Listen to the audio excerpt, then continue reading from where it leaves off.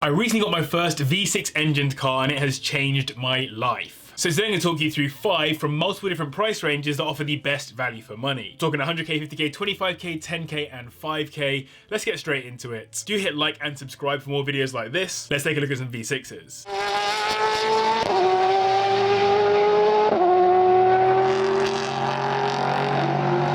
So for a 100k car on this video, we have the Lotus Exige Cup 430, which is actually one of my personal dream cars. With the Lotus brand moving towards something more luxurious, which is pretty easy in the Lotus world to be honest, the Exige might be the last of its kind for the Lotus brand. When I test drove the Emira last year, it had carpets in it, an infotainment system, memory driving modes for different users, trim on the dashboard and all that lovely stuff, which is absolutely the opposite of what you get in a Cup 430. Stripped back, basic and completely focused on getting you around a track as fast as possible. These come with a Toyota engine block for some added reliability, a 3.5 litre supercharged V6 to be exact, which makes 430 brake horsepower, taking the car to 60 in 3.2 seconds, pretty decent for a car that's really just focused on track driving rather than drag racing. It can produce 220 kilograms of downforce due to all the aggressive race-derived parts around the exterior, and it weighs just over 1,000 kilograms with a bunch of carbon fibre body panels, and it has a manual gearbox that changes faster than any other manual in the Exige lineup. This thing is an enthusiast car through and through, it just happens to look very good too. The one thing I'll say is living with one won't be as easy as an Emira. I mean simply getting in and out is a challenge in and of itself with the massive carbon sills. These are listed anywhere from around £80,000 and you won't need to spend our 100k limit to get a nice 2018 model with 15,000 miles on the clock. As I mentioned, the engines on these are pretty robust, but it's worth mentioning that if they've been tracked, you should expect to see a good, strong maintenance history when you go to buy one. Also, Lotus parts are notoriously expensive to replace. There often aren't any like-for-like replacements out there, so you're strapped into the Lotus economy should anything go wrong. As we cut the budget in half, moving on to one of the most legendary cars of recent times that will no doubt go down in JDM history, the R35 Nissan GT-R. This car was the thick to get the GT-R moniker, but it no longer kept the Skyline nameplate. And as a car, it has some serious performance. I genuinely think that there may not be a better value for money performance car on the market anywhere. It's proved itself by winning championships in multiple GT3 racing series, Super GT in Japan, and even the GT1 World Championship, and even Top Gear called it one of the most incredible cars of any kind ever built. Clearly then, the fact that Nissan built this car to compete with Lamborghinis, Ferraris and the likes paid off,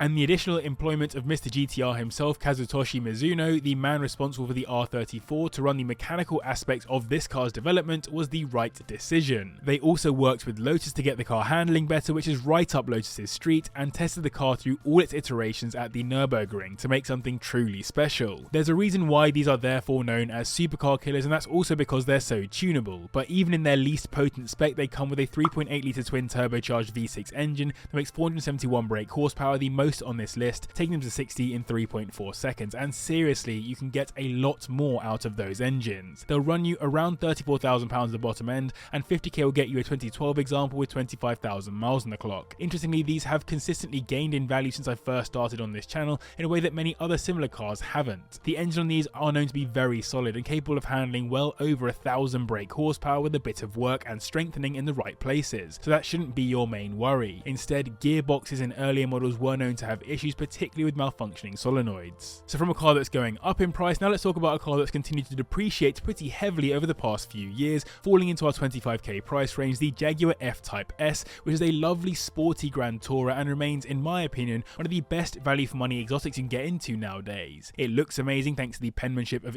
Callum, and it has a comfortable interior too, though it's starting to look a little bit dated over time. It drives well, and the benefit of getting the V6 is that it's a touch lighter and known to be a little bit more agile to drive. Of course, there's a V8 option available too for under 25k if you grab an R, but in S-Spec you'll be finding yourself a 3 litre supercharged V6 engine that makes 374 brake horsepower, taking the car to 60 in 4.8 seconds, and you'll likely find both all-wheel drive and rear-wheel drive models. I'd personally go for the latter to save weight and get the back end moving. As a result of JLR Group cars going up massively in insurance prices over the last couple of years and a few other recent relevant factors, these have genuinely dropped off a cliff in terms of purchase price, as now £17,000 around the minimum you'll find them listed for, and 25k will get you into a 2014 model with around 30,000 miles on the clock. That is so much car for that kind of money. The best XKRs are now more expensive than the cheapest F-Types, and the special edition XKR S starts at almost double that price. Key problems problems I could find on forums included failing exhaust flaps, leaks from the diff, water pump failures leading to overheating, and some other more annoying electrical issues, particularly the infotainment system going haywire. I wouldn't call them unreliable at all, instead I'd look at some of the servicing horror stories some owners seem to have had on forums. So I hope you guys are enjoying this video. If you are, then do hit the like button and subscribe as well if you're new, and let me know in the comments down below what is the most iconic V6 ever, or at least your favourite V6 ever. For our sub 10k car on this list, we have to get an Alfa Romeo in there, given the Busso V6 engine is one of the most well-loved V6s on the market. So today we'll be talking about the 147 GT-A. This hot hatch is just bonkers, a huge V6 block just smashed into the front of a 3-door hatch,